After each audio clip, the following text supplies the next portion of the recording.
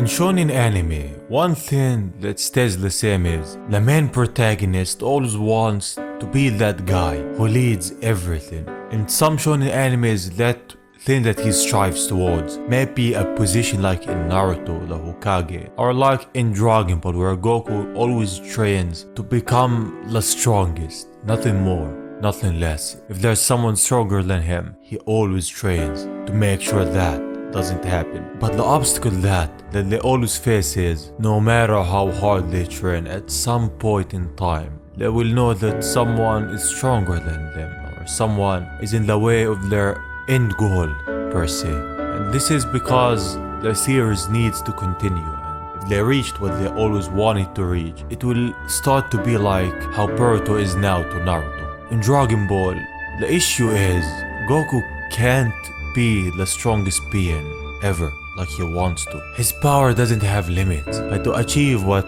Zeno has and become the Omni King, he needs a lot of training, and not training by Whis like he has always been doing, but training by the Omni King himself, or someone as strong as him. For now, Ultra Instinct isn't enough. We've seen that against Moro. It wasn't enough to beat him. He required help from everyone around him, so he needs to go one step beyond it. I don't know what that will be, but the greater the power, the greater the sacrifice.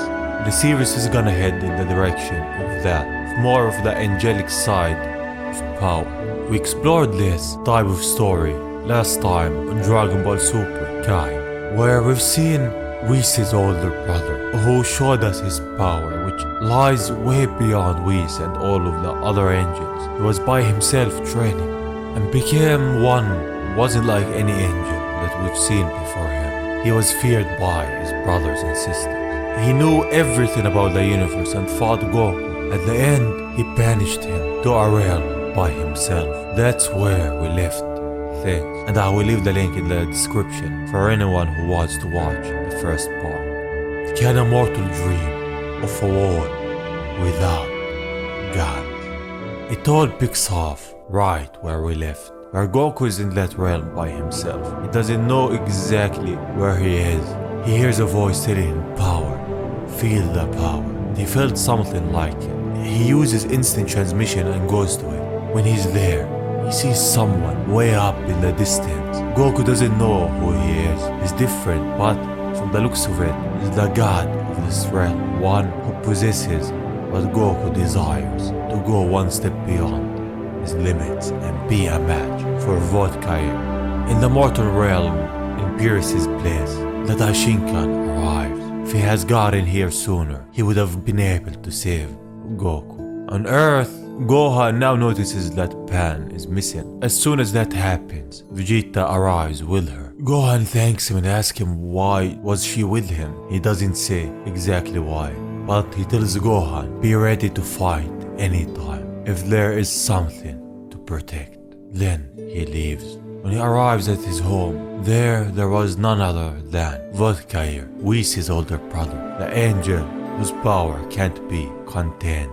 He's laughing and having a good time. She told him about the time that she slapped Beerus and how there's no mortal beside her who could do that to a god of destruction. They're having a good time. Vegeta asks him, what are you doing here? He tells her that he's interested in his life, the life of Vegeta, and his pursuit for knowledge is gonna be his doom at the end. In the realm that Goku is in, he's still there with that god. He asks him, what are you and where are we? The god says, when you're asking for someone's name, you first have to say yours, Kakarot. He doesn't only know his name, he knows his Saiyan name.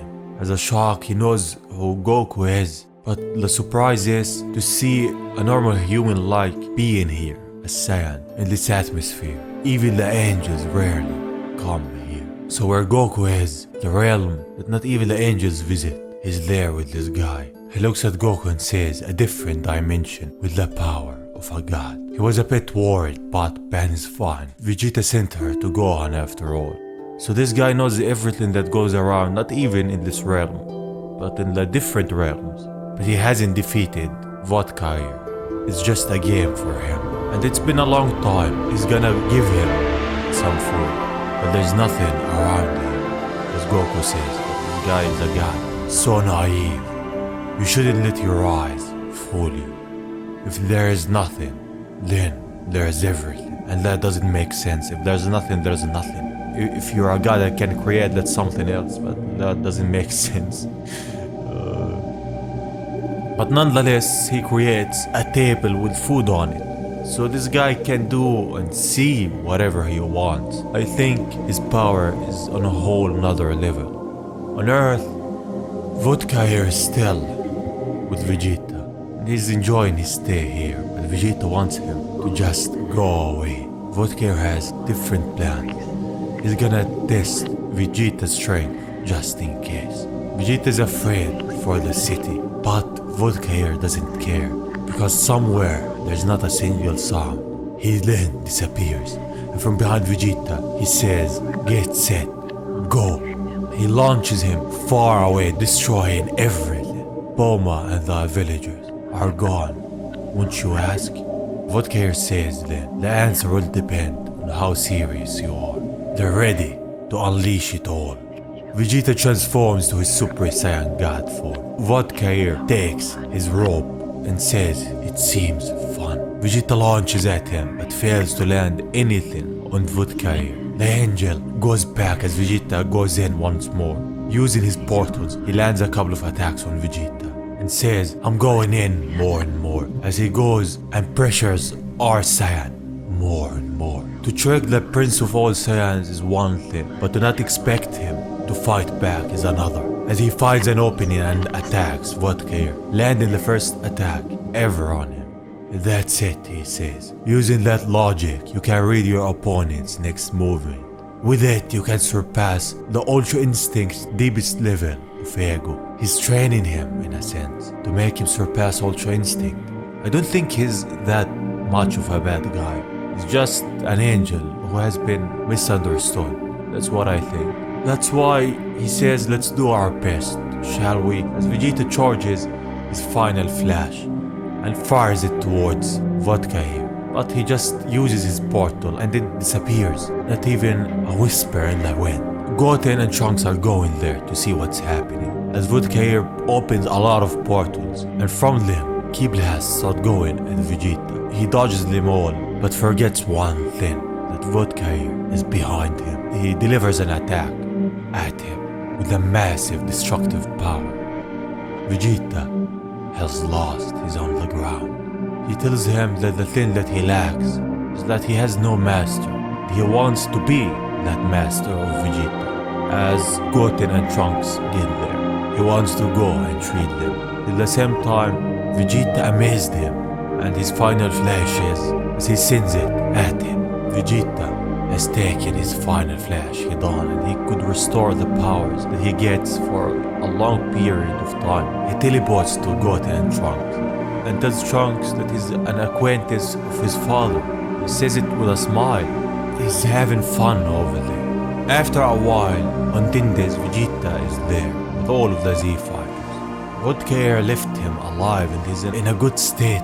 There, Vodka has the Dragon Balls. He wants to wish to erase Zeno, but those Dragon Balls can't do that. So what I get from this is the fact that he just wants justice for what happened to his universe when Zeno erased it. So no point in using them. He just takes them away and disappears from there. In the other realm, Goku is there.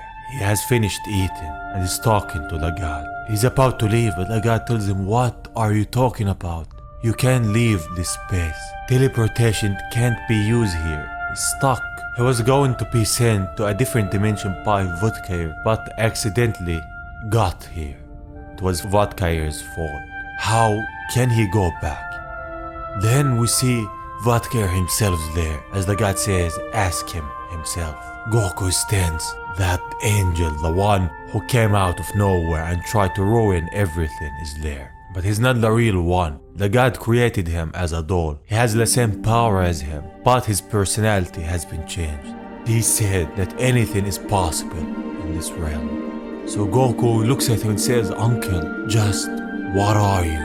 He looks at him and says, "I'm just a retiree, nothing more. Something interesting will occur, so humor me. As we see who that is, he looks like Zeno or Zeno's race.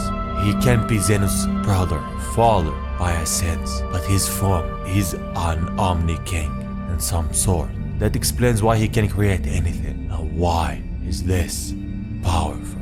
Tells him, listen carefully, Kakarot. Everything is about imagining. If for once you thought about losing, then you won't be able to do it forever. Don't forget this world's rule. You can do it. As he takes his fighting stand, and this is the first time that Goku is training under one that has the same power as the Omni King. It can be the Omni King himself, but this time we will have a new Omni King power. Training under the Omni King will make him surpass his limits by miles. It's gonna be different.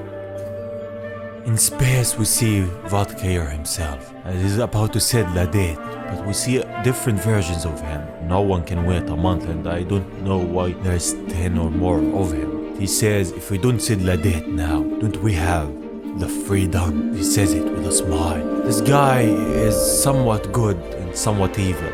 No one knows. The thing about this chapter is, I think this is where Dragon Ball Super is gonna head, in a sense that our Saiyans will train under more and more powerful beings and godly beings, not just Whis or an angel. Beings that surpass even those. Because of that, they will surpass their limits. Because of that, they will achieve new powers. And this was the story of Dragon Ball Super Kai. One that tells the events of a Goku who trained under the Omni King. One who met Whis' brother. One was gonna surpass his limits. And this is the story for now. I'm sorry if it didn't conclude, but this is all that we have for now. So I hope you enjoyed it till this part. I surely hope. We can discuss this in the comments. What do you think the future of Dragon Ball should be like, exploring the more godly realms? What do you think the Saiyans will achieve next if Ultra Instinct isn't enough? But all in all, thank you for watching. Love you all. I can't express that enough. And I hope you're safe. I hope you're doing well. If you enjoyed, you can subscribe and like, and if you didn't, you can dislike. But all I want to say is thank you for watching, and I will see you on the next one. Bye bye.